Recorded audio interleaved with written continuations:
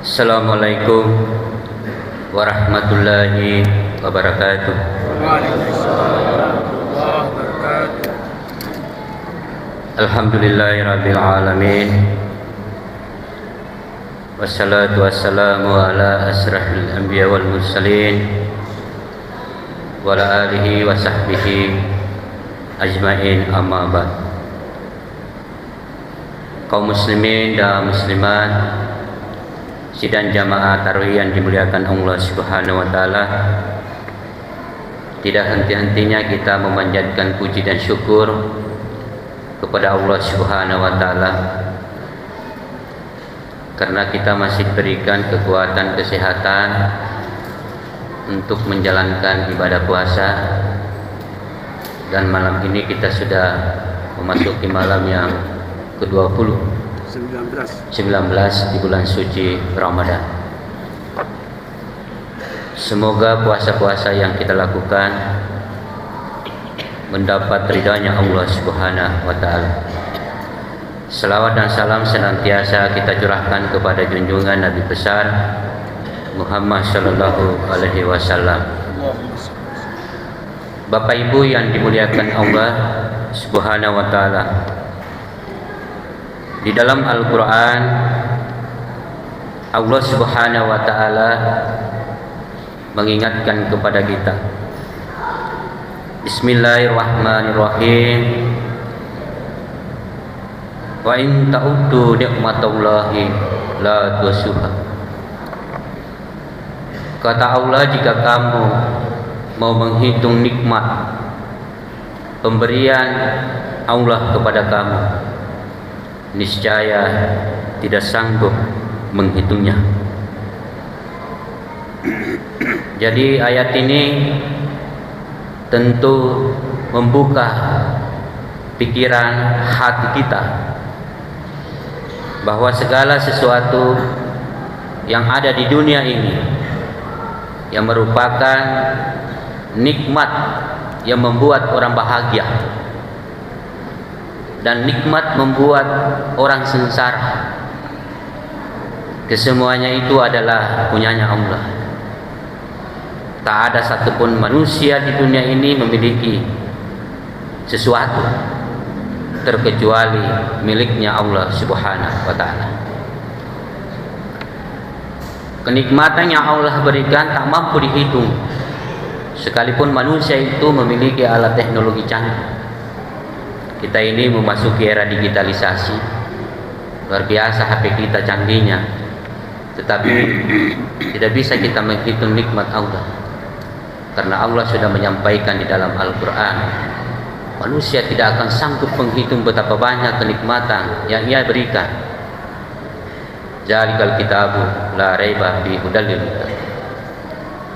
Al-Quran tidak ada keraguan di dalamnya, petunjuk bagi manusia. Dengan demikian bahwa nyata manusia tidak memiliki kemampuan terhadap kebesaran kekuasaan Allah Subhanahu wa taala.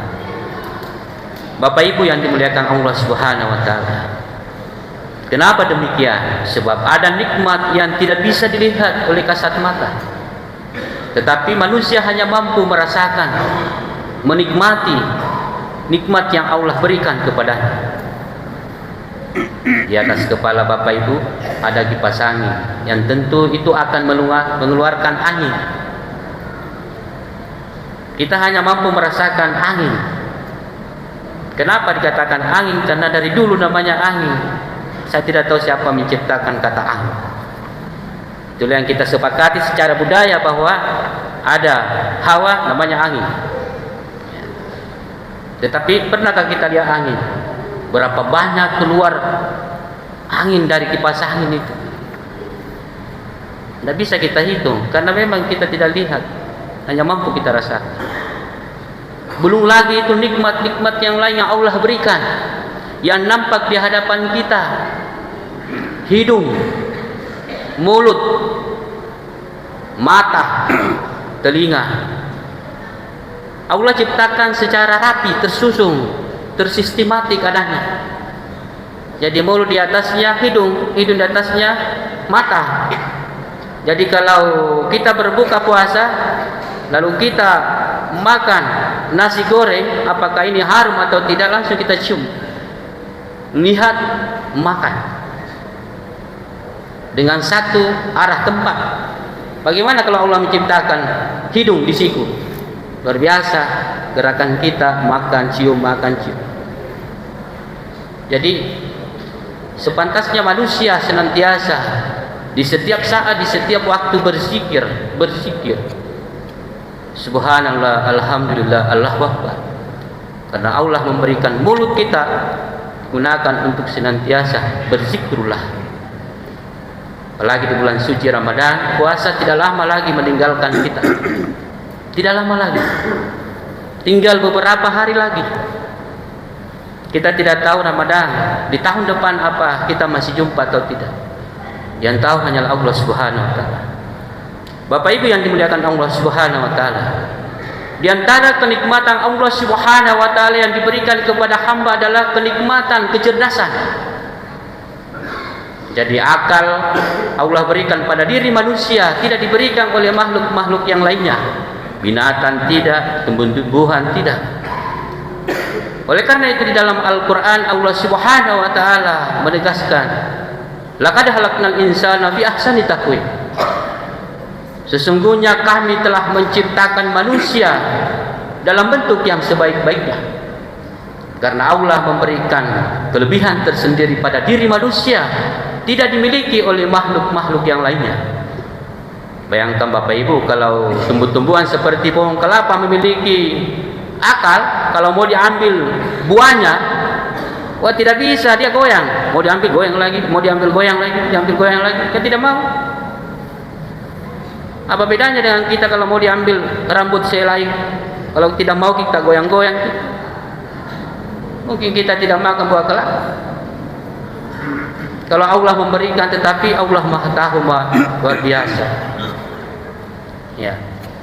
Bagaimana binatang yang Allah tidak berikan kenikmatan akal. Oleh karena itu di dalam kaidah usul fikih, salah satu syarat wajib melaksanakan puasa adalah orang yang berakal. Karena manusia saja memiliki akal yang mampu membedakan mana baik dan mana buruk.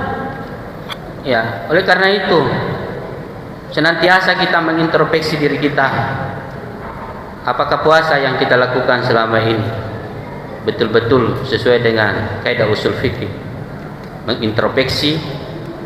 Ya, kalaupun ada kesalahan-kesalahan yang pernah kita perbuat, maka tentu masih ada waktu untuk men-stressing kembali, memperbaiki kembali, meluruskan kembali ya terhadap hal-hal yang mengganggu puasa kita.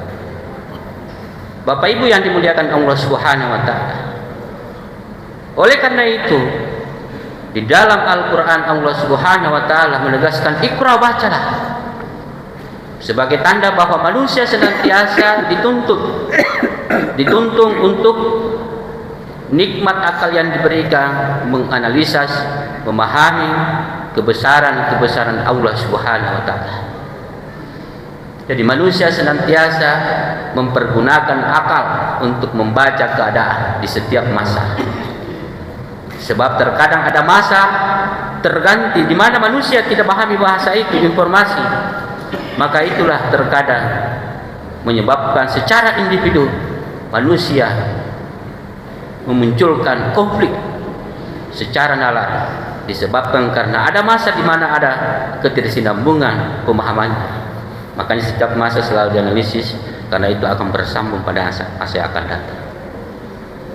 Bapak Ibu yang dimuliakan Allah Subhanahu wa taala, anak-anak kita yang di belakang itu adalah regenerasi kita. Kita sebagai orang tua berkewajiban menanamkan akidah, menanamkan iman dan takwa, menanamkan iptek, ilmu pengetahuan dan teknologi pada diri anak kita.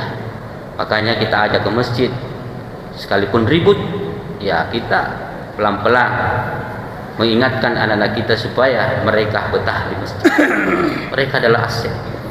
Kalau suatu saat nanti kita sudah tidak ada, siapa yang bisa menggantikan? Ya, kecuali anak-anak kita. Makanya kita jaga akidahnya, karena luar biasa pengaruh yang akan datang diakibatkan ini HP, Bapak Ibu sekalian. Makanya pernah orang tua katakan dulu bahwa suatu saat nanti dunia di dalam genggamanmu. Nah, inilah HP. Kira-kira apa yang kita mau cari di HP ada? Mau kita pesan pizza? Ada. Mau kita pesan kue Donald? Ada. Mau kita pesan baju baru tanpa keramaian? Ada. Luar biasa. Mau kita uang naik transfer saja? Ada. Luar biasa.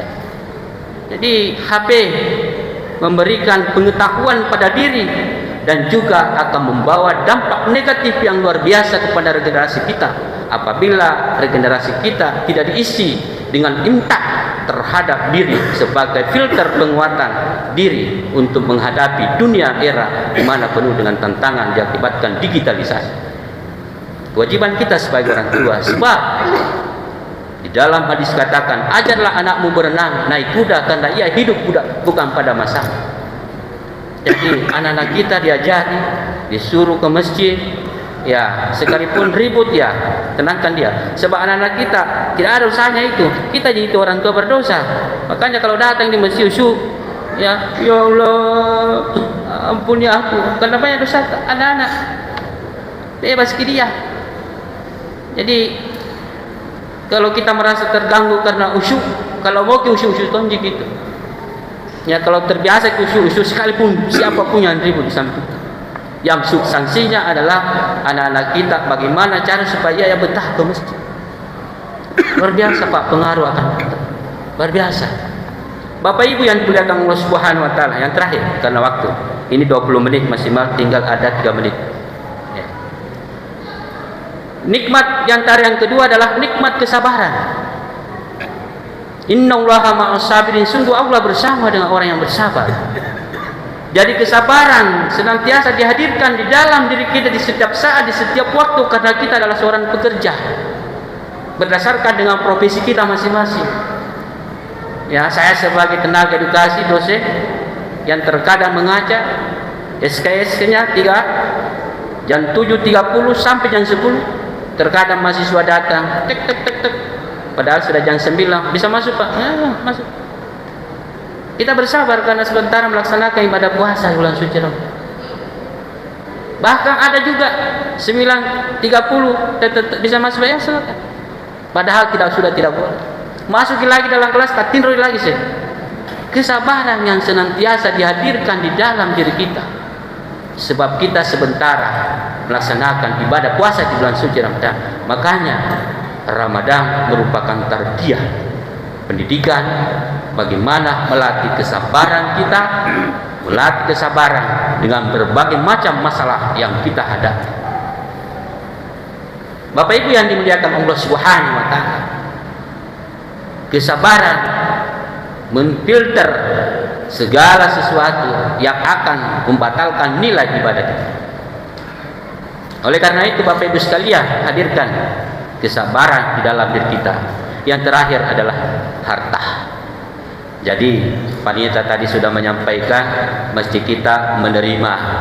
Siapa yang berinfak, bersedekah, berzakat, silakan, panitia masjid sudah membuka. Kewajiban kita adalah berzakat fitrah. Oleh karena itu Bapak Ibu sekalian, siapa tahu punya anak di luar negeri yang sudah berkeluarga, sampaikan memang. Nah, berzakat fitrah kita. Tetapi kalau ada keraguan karena kesibukannya dia, maka lebih baiknya bapak menzakati anaknya yang ada di luar negeri. Siapa tahu kita berzakat karena kewajiban. Berapa je itu? 4 liter di 1 tahun. 4 liter je. Berapa? Kalau uang seharga seliter beras yang kita makan. Kalau harganya 20.000, maka yang kita bayar adalah cuma 80.000 setahun anak kita, daripada tidak berzakat karena kesibukan di luar negeri. Padahal zakat fitrah adalah kewajiban sebagai pensuci diri kita sehabis melaksanakan ibadah puasa di bulan suci Ramadan. Tambah lagi zakat mal, harta kita sebagai nikmat Allah yang membersihkan harta kita, jangan sampai ada yang tidak benar timbulnya dalam diri kita. Bapak Ibu sekalian, 3 hal ini merupakan nikmat Allah Subhanahu wa taala senantiasa kita hadirkan, baik itu nikmat kecerdasan, maupun nikmat kesabaran maupun nikmat harta yang Allah berikan, jadikanlah sebagai kekuatan di dalam diri kita untuk menghadapi ke depan. Kesabaran membentengi diri kita melawan sebuah hal-hal yang akan merusak pahala kita. Nikmat akal, senantiasa kita mengajak saudara-saudara kita yang belum bertaubat, yang belum pada jalan yang benar. Dan harta kita senantiasa kita menolong kepada orang yang lemah, membantu untuk menikmati kenikmatan yang Allah berikan kepada kita. Mudah-mudahan ada manfaatnya. Lebih dan kurangnya mohon dimaafkan. Billahi bisabil haq fastabiqul khairat. Wassalamualaikum warahmatullahi wabarakatuh.